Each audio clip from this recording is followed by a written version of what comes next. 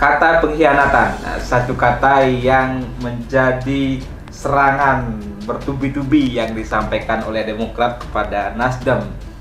Dalam pernyataan pers juga Sekretaris Umum DPP Partai Demokrat juga tegas menyatakan sikap Nasdem Ketum Surya Paloh yang mengumumkan Caimin secara sepihak sebagai cawapres Anies adalah pengkhianatan kepada koalisi, pengkhianatan kepada spirit perubahan. Nah, sekarang sebetulnya itulah yang sangat lucu saat ini tuh, perpecahan politik itu oleh karena tarik ulur cawapres. Jadi koalisi pecah karena nggak dapat jatah cawapres kan gitu. Nah, ini pasti 3 partai politik tetap sampai pendaftaran, saya yakin. Tetapi yang menjadi masalah, siapakah wakil presiden masing-masing capres yang akan datang? Itu yang ada masalah.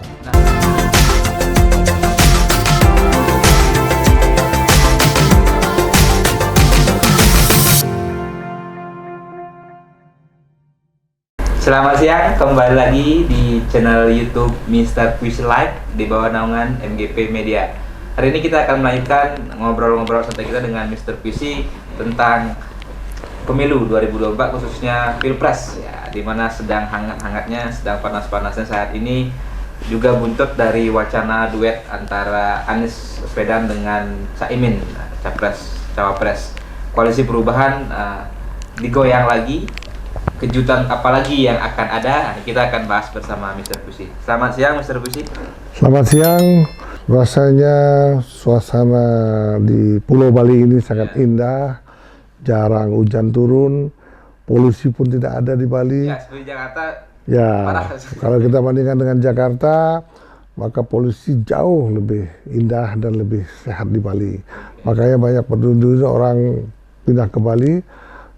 Dan demikian bahwa sebaiknya juga politik yang hangat-hangat kuku, katanya Pak Jokowi, itu lebih bisa dimaknai bahwa marilah kita selalu berpikir positif sehingga yang hangat-hangat kuku tidak menjadi semakin panas. Ternyata kenyataannya berbeda. Politik di Jakarta sendiri yang dalam hal ini banyak masalah-masalah keruwetan lalu lintas, bukan membuat politik tambah dingin, justru malah bertambah panas dengan konon katanya Nasdem mengkhianati Partai Demokrat. Oke, itu akan kita bahas, tapi sebelumnya saya ingatkan untuk jangan lupa subscribe channel YouTube Mr. Puisi Live di bawah naungan MGP Media, dan jangan lupa juga komen, like, dan share konten-konten di channel kami. Kata pengkhianatan, satu kata yang menjadi serangan bertubi-tubi yang disampaikan oleh Demokrat kepada Nasdem. Dalam pernyataan pers juga Sekretaris Umum DPP Partai Demokrat juga tegas menyatakan sikap Nasdem Ketum Surya Paloh yang mengumumkan Caimin secara sepihak sebagai cawapres Anies adalah pengkhianatan kepada koalisi, pengkhianatan kepada spirit perubahan. Dan apakah juga nanti buntut ini AHY akan juga memutuskan membawa kapal Demokrat keluar dari koalisi dan malah juga mungkin dipinang oleh PDI Perjuangan? Bagaimana Mr. Puisi? Ya, kalau soal pinang meminang, sebetulnya ada insting politik juga dari AHY. Sebelum terjadi panas yang seperti sekarang ini, AHY juga sempat menemui Puan Maharani. Kiranya kalau semakin panas dia cabut, kemungkinan kan bergabung ke PDI Perjuangan. Ya, untuk Ganjar. Apalagi nama AHY kan masuk dalam daftar 5 nama kandidat cawapres dari Ganjar. Tapi menurut analis politik yang kita telusuri selama ini, sesungguhnya itu PDI bukan ingin meminang Pak AHY. Dia ingin meminang Partai Demokrat. Sehingga ada beberapa partai yang akan mendukung untuk kemenangan Ganjar Pranowo. Karena selama ini kan masih ada P3 dan PDI Perjuangan. Baru hanya 2 partai yang punya kursi di parlemen. Ya. Saya kan partai di luar parlemen Ya, seperti Indo, Hanura. Sudah 2, tetapi ada gonjang-ganjing politik juga dari P3 sendiri, karena kelihatannya P3 yang mengusung Sandi Uno Sandi Uno, kemungkinan tidak akan menjadi cawapresnya Pak Ganjar. bisa hengkang juga, bisa keluar juga. Nah, sehingga ada wacana dari Sandi Uno akan membuat koalisi baru untuk jadi capres. Dengan mendekatkan diri dengan Partai Demokrat, mungkin dengan PKS, dengan mungkin yang partai-partai lainnya. Nah, ini wacana itu terus berkembang, tetapi at the end kita lihatlah bulan depan berapa koalisi sih yang akan mampu dalam pilpresnya. Karena apakah 2 calon presiden atau 3 calon presiden, berapa poros yang akan bertanding nanti. Nah, inilah makin panas, sehingga PDI Perjuangan menginginkan mendapatkan partai politik lain selain P3. Selesai dia P3 cabut, bagaimana? Oke. Jadi sebenarnya dari gonjang-ganjing yang terjadi di internal koalisi perubahan dengan juga pernyataan Demokrat yang merasa dikhianati ini sebenarnya bisa menguntungkan PDIP ya untuk menarik Demokrat tadi? Sebetulnya belum tentu menguntungkan PDIP. Kalau dia menarik Demokrat, kemudian Demokrat juga bargaining menjadi cawapresnya, justru merugikan. Akhirnya P3 lari juga. Okay. Nah, sekarang sebetulnya itulah yang sangat lucu saat ini tuh, perpecahan politik itu oleh karena tarik ulur cawapres. Jadi koalisi pecah karena nggak dapat jatah cawapres kan gitu. Nah, itu kan lucu. Jadi semua pengen mendapatkan efek ekor jas. Itu masalahnya. Nah, tapi kalau Nasdem nggak perlu, dia nggak perlu efek ekor jas. Tapi bagaimana dia memenangkan pemilu ini, dia bagaimana menguasai kabinet. Itu yang. Tapi kalau seperti yang kayak PDI Perjuangan itu, dia ingin memenangkan pemilu. Kemudian sekarang mulai agak ragu karena ada indikasi bahwa P3 itu bisa lari juga. Nah, tetapi yang paling sangat kuat dan solid adalah Gerindra sendiri. Tidak mungkin PAN dan Golkar itu lari. Ini pasti 3 partai politik tetap sampai pendaftaran, saya yakin. Tetapi yang menjadi masalah, siapakah wakil presiden masing-masing capres yang akan datang? Itu yang ada masalah. Nah, bagaimana tadi mengukur atau menakar peluang AHY ini untuk bersanding dengan Ganjar? Walaupun tadi terus menegaskan PDIP membutuhkan Demokratnya, belum tentu butuh AHY-nya. Tapi kalau bicara 5 nama itu kan AHY masuk. Nah, kalau tadi misal juga Sandi keluar, apakah pilihannya opsinya lebih realistis PDIP mengambil Ganjar dengan AHY misalnya, atau ketimbang Ganjar dengan Sandi dengan P3? Kemungkinan lebih realistis itu apabila AHY menjadi cawapres. Kenapa? Karena Ganjar itu membutuhkan kekuatan politik yang ada di Jawa Barat. Walaupun mungkin AHY sendiri di Jawa tidak terlalu kuat. Kalau tidak dibandingkan dengan Ridwan Kamil. Nah kan Pak Ridwan Kamil nggak mungkin diusung Ganjar karena partai politiknya sudah masuk ke Prabowo. Jadi ini sekarang yang sulit juga bagi PDI Perjuangan. Siapa yang paling pantas Ganjar Pranowo untuk cawapresnya? Siapa yang paling pantas? Salah pilih bisa kalah. Nah, itu yang perjuangan berat bagi PDI Perjuangan untuk memilih cawapres. Salah memilih dan tidak memilih Sandi Uno sebagai cawapres Ganjar bisa hilang. Tapi kalau kita hitung-hitungan kalkulasi politik atau kalkulasi hitung-hitungan kekuatan politik atau suara di parlemen gitu misalnya, menurut saya lebih untung mana ngambil Demokrat dengan konsekuensinya kehilangan P3 gitu misalnya, atau sebaliknya? Kalau menurut saya ya, kemungkinan lebih menguntungkan kalau mengambil Demokrat. Ambil Demokrat. Jadi ambil Demokrat walaupun P3 lepas, nanti terus lah kan gitu. Karena mesin politik Demokrat jauh lebih kencang daripada kita bandingkan dengan P3, walaupun Pak Sandi ada di sana. Kalau menurut saya memang Pak Sandi harus memberanikan diri juga, harus mencalonkan sebagai capres atau cawapres untuk 2024 ini. Karena menurut analisa politik dari kita yang sudah mengamati beberapa lama, sudah memperhatikan masalah-masalah politik di dunia, terutama di Indonesia ini, kemungkinan itu Pak Sandi itu setelah 2024 ya 2029 lebih berpeluang untuk menjadi calon presiden.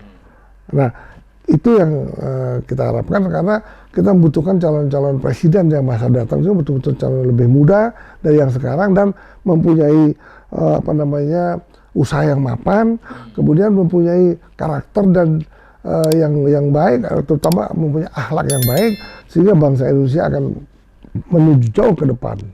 Kalau dibandingkan kita menggunakan atau harus memilih capres yang akan datang tuh sudah terlalu banyak berpolitik, ingin kekuasaan dan ingin artinya tidak ingin memperkuat pemberantasan korupsi misalnya. Nah itu salah satu yang kita inginkan, bahwa dicari anak-anak muda yang betul-betul idealis, kemudian pengusaha dan ingin memberantas korupsi ke depan, sehingga Indonesia akan jauh lebih pesat di kemudian hari untuk mencapai Indonesia Emas gitu.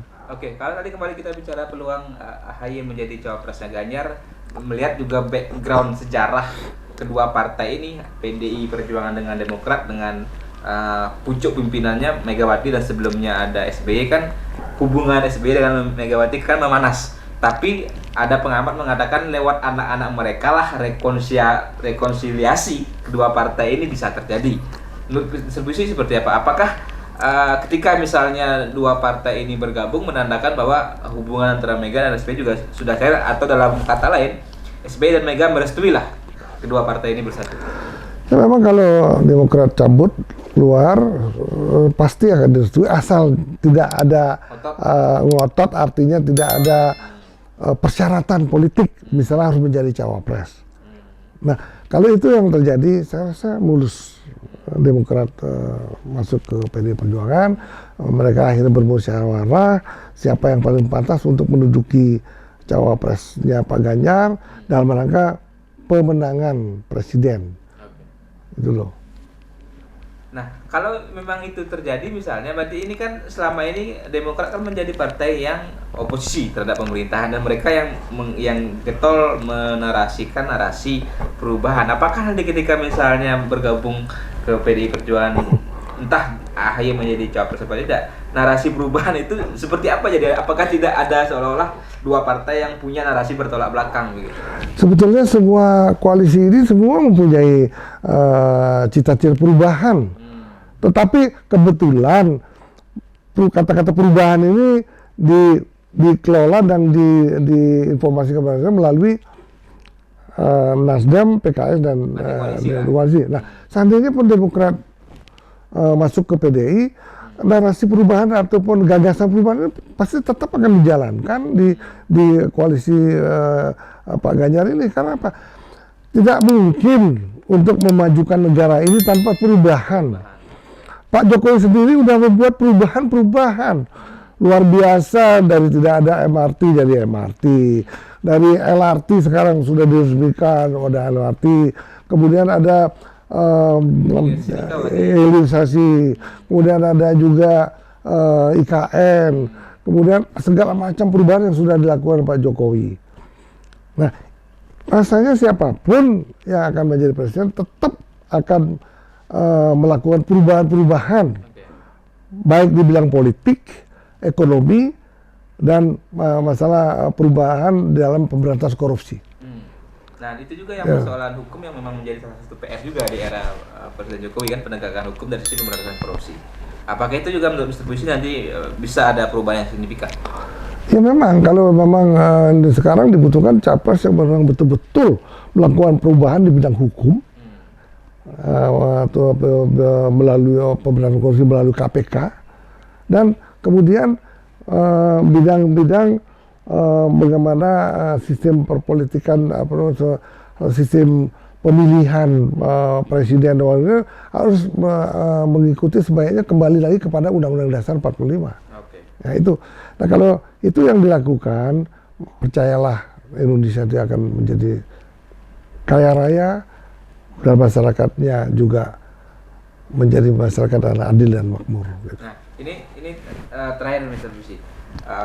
Kalau Mr. Busi misalnya melihat pilihan rasional apa yang harus diambil oleh Demokrat dengan gonjang-ganjing di internal koalisi perubahan. Ini kan sepertinya hubungan Demokrat dengan Nasdem ini sudah semakin panas. Apakah ada kemungkinan balik lagi CLBK lagi, atau pilihan rasionalnya lebih rasional bergabung dengan PDI Perjuangan misalnya? Jadi secara rasional bahwa Partai Demokrat harus dengan bergabungan dengan koalisinya Pak Ganjar.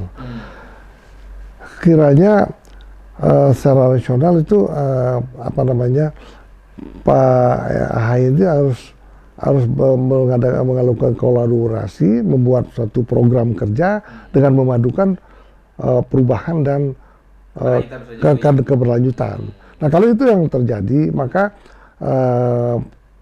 pembangunan yang dilakukan tetap berlanjut dengan perubahan-perubahan yang lebih baik gitu. Oke, ini luar biasa dari Mr. Puisi. Jadi kita butuhkan keberlanjutan dan perubahan ke arah yang lebih baik dari apa yang dilakukan oleh Presiden Jokowi. Oke, terima kasih Mr. Puisi sudah berbagi dengan kita, ngobrol-ngobrol santai, memberikan sedikit pandangan kita tentang kondisi politik yang terjadi hari ini. Apapun itu yang terjadi, kita tunggu saja, dan tentu sebenarnya bukan urusan hanya sekedar siapa capres dan cawapresnya, bukan urusan jatah-jatahan sharing power berapa jatah menterinya, tapi bagaimana mewujudkan pembangunan dan kesejahteraan untuk rakyat Indonesia. Terima kasih, dan saya ingatkan untuk terus ikuti channel YouTube Mr. Puisi Live. Jangan lupa subscribe channel YouTube Mr. Puisi Live, dan like, comment, share konten-konten di channel YouTube kami. Terima kasih. Salam pemilu damai.